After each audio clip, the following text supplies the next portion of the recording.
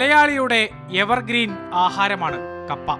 പച്ചക്കപ്പ കിട്ടാത്ത കാലത്ത് കപ്പ കഴിക്കാനുള്ള ആഗ്രഹത്തിൽ നിന്നാണ് ഉണക്കുകപ്പ ഉണ്ടായത്. വേനൽ തുടങ്ങുന്ന കാലത്ത് കപ്പ പറിച്ച് ചെത്തിയൊരുക്കി അരിഞ്ഞുവാട്ടി ഉണക്കി ചാക്കുകളിൽ കപ്പയില്ലാ കാലത്തിനായി സൂക്ഷിക്കുന്ന പ്രക്രിയയുടെ ചുരുക്കപ്പേരാണ് കപ്പവാട്ട്. ഹൈറേഞ്ചിൽ ഇത് കപ്പവാട്ട് സീസൺ 2017 സാധാരണ കപ്പവാട്ട് ആ പ്രദേശത്തെ ഒരു ഉത്സവമാകും. ചുരുങ്ങിയത് 10-20 ആണും പെണ്ണും ചേർന്ന് കപ്പ പറിച്ച് സൊറ പറഞ്ഞിരുന്ന് പൊളിച്ച് അരിഞ്ഞ് ചെമ്പുകളിൽ വാട്ടി പാറപ്പുറത്തിട്ടുണങ്ങുന്ന ഒരു ഉഗ്രൻ പരിപാടി. ഇത്ര തിരക്കില്ലാതിരുന്ന കാലത്ത് കപ്പവാട്ട് ചുരുങ്ങിയത് മൾട്ടി സ്റ്റാർ സ്റ്റേജ് ഷോയുടെയെങ്കിലും ഗെറ്റപ്പുള്ള കലാകായിക വിനോദമായി പരിണമിച്ചിരുന്നു. ഇന്ന് പക്ഷേ കപ്പവാട്ടാൻ ആർക്കാണ് നേരം? അങ്ങനെയാണ് ശാസ്ത്രകുതുകിയായ സാർ ഒറ്റയ്ക്ക് കപ്പവാട്ടാൻ ഒരു യന്ത്രം കണ്ടെത്തിയത്.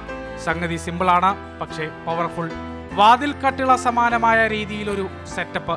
അതിൽ 6 കപ്പികളിൽ കയർ കെട്ടിയുണ്ടാക്കിയ കപ്പവാട്ട് യന്ത്രം. കപ്പ പറിച്ച് വൃത്തിയാക്കി പൊളിച്ച് അരിഞ്ഞെടുത്താൽ പിന്നെ യന്ത്രസഹായം തേടാം. പ്രത്യേകം തയ്യാറാക്കിയിരിക്കുന്ന നെറ്റ് കുട്ടയിലേക്ക് അരിഞ്ഞെടുത്ത കപ്പ ഇടുന്നു. താഴെ തയ്യാറാക്കിയിരിക്കുന്ന വെള്ളത്തിലേക്ക് ഇറക്കി നല്ലതുപോലെ ഉലച്ച് കഴുകുന്നു.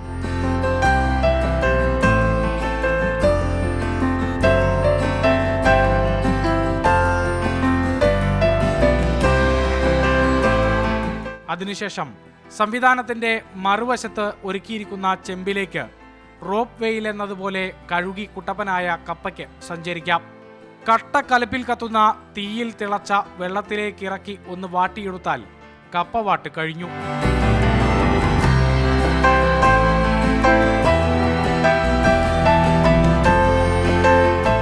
പുറത്തെടുത്ത് നെറ്റുകുട്ടയുടെ അടിഭാഗം തുറന്ന് കപ്പയെ ഉണക്കാൻ വിടാം.